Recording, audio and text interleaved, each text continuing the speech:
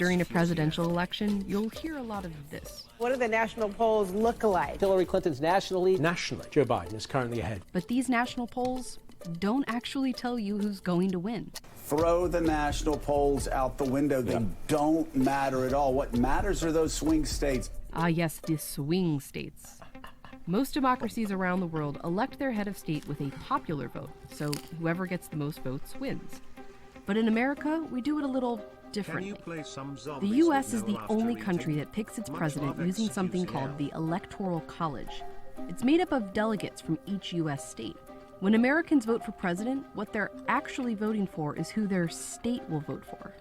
This is why, every so often, someone wins the presidency without winning the popular vote. That's happened twice in just the past 20 years. The majority of Americans do not like the system, and haven't for a long time. Both political parties have made attempts to get rid of it.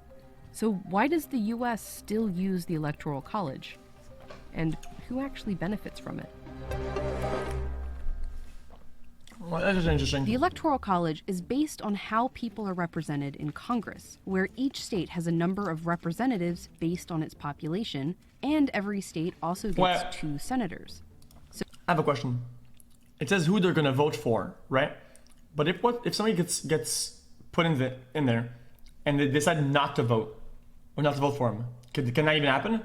Can they TK, like team kill? So, for example, let's look at Texas, which has a huge population, and Vermont, which has a really small one.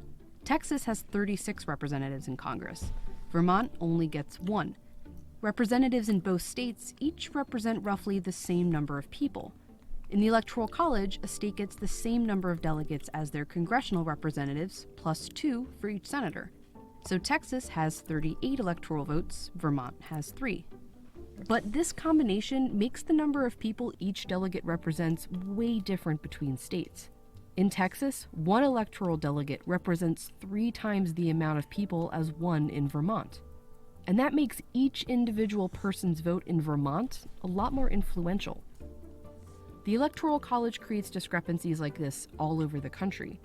A voter in Wyoming is worth 3.5 times as much as a voter in California. And the winner of the presidential election is the candidate who gets but this makes sense, does it not? 170 or more of these Electoral College votes.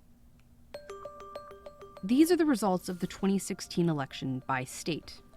You're probably more familiar with this version of it, a map of red states and blue states. But this chart tells a different story. You can see that no state is actually all red or all blue. But almost every state awards its electoral votes the same way. The candidate who gets the most votes in a state gets all its electoral votes. If they win the state by 1%, they win 100% of the electoral votes. In 2016, more than 4 million people voted for Donald Trump in California. In fact, more people voted for him there than in any other state except for 2. But it didn't matter. Hillary Clinton got more votes there, so she got all 55 of its electoral votes. That's a lot. Clinton never even campaigned in California. Polling showed she'd easily win the state. Trump only visited Texas once. He knew he'd basically have that state's electoral vote swapped. But they both visited Florida 35 or more times. That's because Florida is usually a swing state. Polls show that the vote there could swing to one party or another nearly every election. We're watching this? Trump only won it in I think it's interesting because people always bring up this Electoral College thing out of the blue all the fucking time, and I never know what it means. I think it's a good time to fucking learn it, dude. I don't think it's bad content. I think it's fun. Also, it kind of sparks a chat war, and I'd rather have a chat war and people say, oh, sleep for this, sleep for that. Election. I like that better, dude. I'll take the chat war, dude. Fuck it. By 100,000 votes, out of more than 9 million. Swing states have changed over time thanks to shifting demographics and political views. And it's states like these where presidential candidates spend most of their time campaigning. It also means these states have way more influence over the election than these ones. A study found that voters in Michigan had 51 times the amount of influence on the 2016 election as someone from a state like Utah. Voters in states like California or Missouri mattered very little. Swing states are where the election actually takes place. They get the attention and the influence, and they only exist because of the Electoral College. It doesn't seem very fair, but the Electoral College has always shifted power away from some people and towards others. It was how it was designed. Back when there were just a few states, not 50, they had to get all the states to agree on the Constitution. One problem. The northern states, which were largely anti-slavery, wanted only free people to count in the population towards electoral votes, which they had more of. The pro-slavery southern states were worried that they would be constantly outvoted and wanted enslaved people to count in determining the population. As a compromise, they settled on something called the 3/5 Clause. It established that an enslaved person would only count as 3/5 of a person.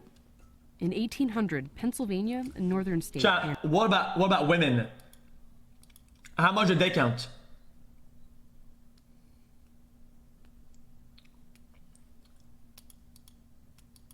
Zero? Oh, go. Damn. Virginia, a southern one, had about the same number of free people living there. But Virginia was also home to hundreds of thousands they couldn't of even enslaved vote. people who had no freedom, let alone a vote, and ended up with more votes in the Electoral College than Pennsylvania. That year, They're not a real extra person. electoral Okay, votes settle made a down, candidate sir. From Virginia, just enough to win.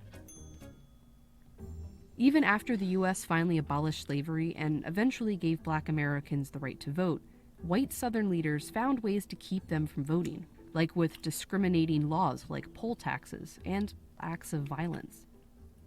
This meant they continued to have overrepresentation in the Electoral College on behalf of a large population that couldn't vote. The first time Congress attempted to replace the Electoral College with a simple popular vote was back in 1816. But senators from Southern... Wait, this is actually interesting. Hold up. That's actually interesting. That's still a lot of people that voted.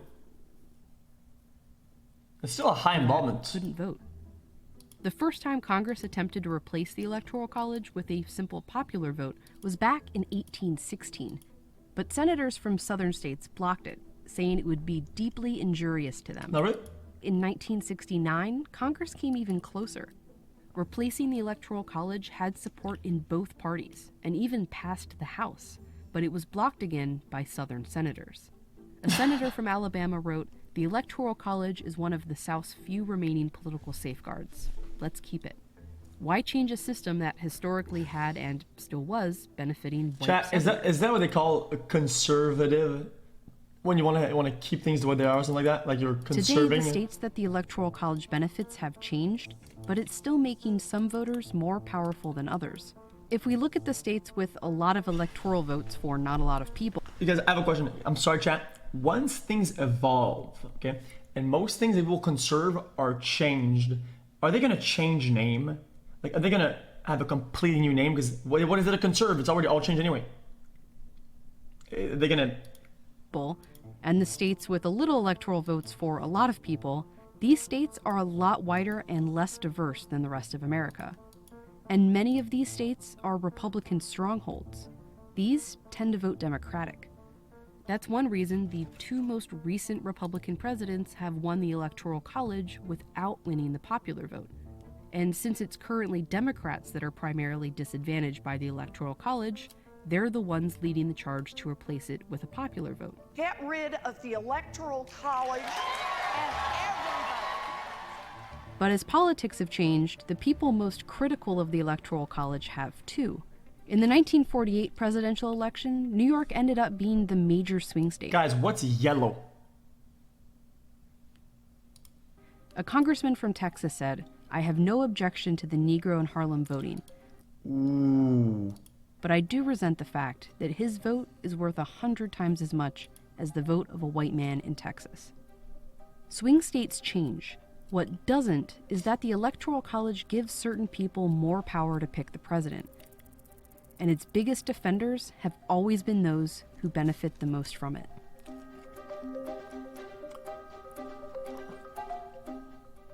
Thanks to Absolute, who sponsored this. Wait, isn't that in everything?